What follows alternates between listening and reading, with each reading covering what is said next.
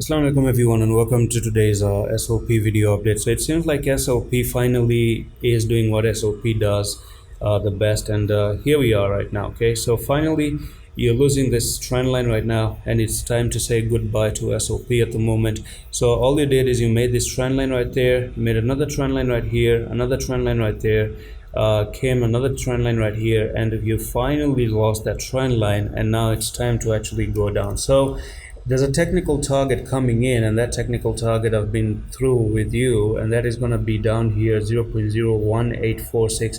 So basically what you're looking for SOP to do is to drop by 59-60% to the downside, because that's a pending target.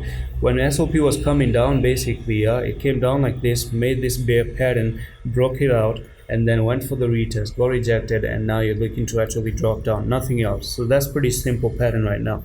So be very careful. That's pretty much the only update that I have right now regarding SOP. The bullish side of it is, of course, once again, I told you before, if you ever see SOP coming to break the flag and backtest the flag like this, then that would be amazing to continue higher. And I'm going to see you the next one. Allah Hafiz.